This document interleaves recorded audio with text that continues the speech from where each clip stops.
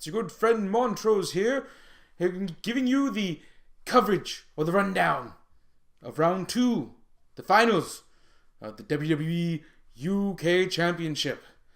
So we're just going to get right into it. I gave you the spiel last night, so we're just going to dive right in. The very first match had Pete Dunne taking on Sam Gradwell. There were some hard strikes right out of the gate. Just like last night's opening match set the tone, this one did exactly the same. Hard hitting from both competitors. And you know what added to it? The drama from the previous night. When Pete Dunne cowardly attacked Sam Gradwell at the end of the festivities yesterday. Sam Gradwell was hoping to get a little bit back, but he did not. Unfortunately, he lost, and he was slammed into the buckle for the loss. And that cad, Pete Dunne, attacked him with the bitter end after the match was over. Chicanery! I say shame on you, Pete Dunne. Now, our second match had Mark Andrews taking on Joseph Connors. Now, this was a pretty great match when you get right down to it. Mark Andrews put on some fantastic cruiserweight type moves. He ended up winning it all with the Stun Dog Millionaire reversal, and then with a Shooting Star Press. This young lad has a cruiserweight legend written all over him. Not literally. I mean, they didn't have indelible ink written upon him, cruiserweight legend. But you get what I'm driving at. You get what I'm driving at. See? Driving at? Ha ha ha. Anyhow. Yes. So Mark Andrews won that one. And then we moved on to Wolfgang taking on Joseph Connors. Stiff. A lot of stiff catch wrestling going on. And Wolfgang did a swanton bomb.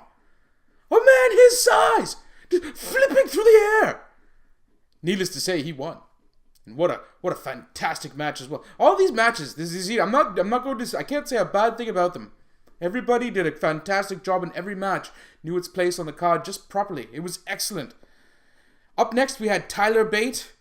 He beat Jordan Devlin, a man who was rumored to have possibly be the one who was going to take it all. But I don't feel it'll be the last we see of Mr. Devlin, as he's been mentored by Finn Balor. They made lots and lots of notes of him being mentored by him, and with him being a heel, we could see him in the future doing a student versus teacher type angle, and that would be grand, and everybody would win in that one. That's what I would say. So yes, Tyler Bate moving on, and Jordan. Yes, Jordan Devlin. My notes are so messy. I have no opposable thumbs, you see.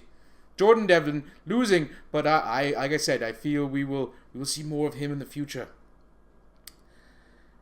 Then, Mark Andrews, as I mentioned before, future cruiserweight legend, lost to Pete Dunne. Some very different styles going on in this match. The high flying of Mark Andrews and the more technical and grounded styles of Pete Dunne made for some interesting wrestling. And on a side note or a plus note to show that Mark Andrews, despite the fact that he had lost, did a standing senton. He went for the moonsault, got the extra rotation, and delivered a standing senton, and still lost. I wonder, but still an excellent match, as I said before, and we will not see the last of one Mark Andrews, I assure you. Then we moved on, and Tyler Bate beat Wolfgang. I was as amazed as you are, probably. So Tyler Bate won with a Tyler Driver 97 on Wolfgang. That man was huge. He just picked him up and slammed him down.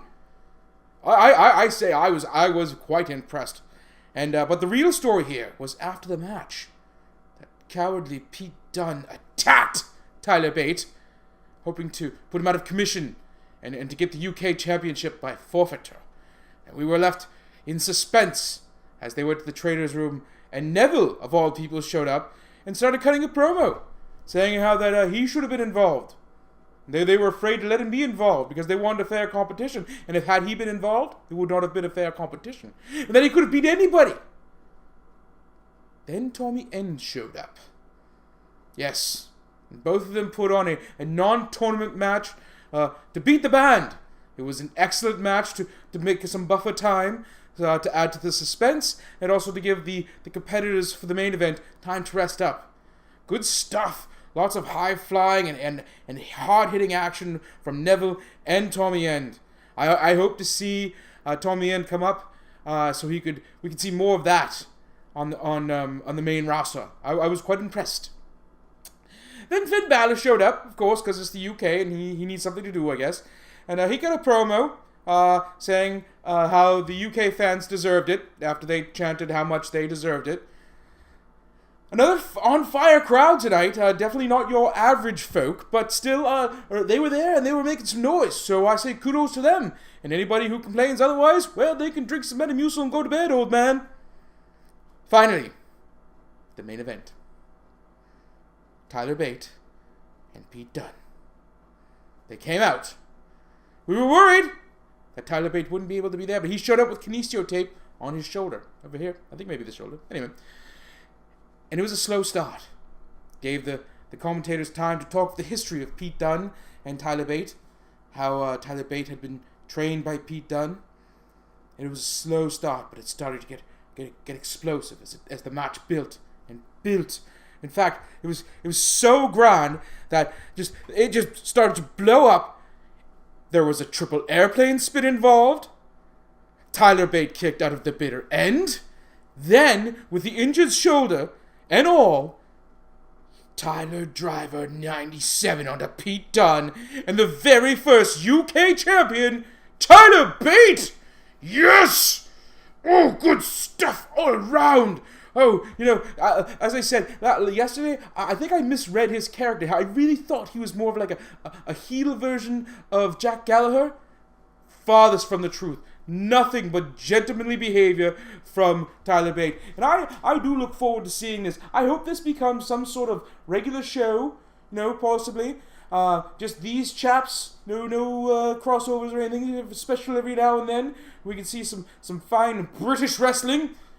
Proper British wrestling, yes. And then we could possibly see Mr. Gallagher show up and maybe, I don't know, get into a gentlemanly program with Mr. Bate. I would enjoy that quite a bit. I think we all would, because it would be proper and British. Well, that was the WWE's very first. I just lost my hat, so it's time for me to sign it off. Very first UK championship was crowned Tyler Bate. Yes, grand champion for a grand country and a grand flag.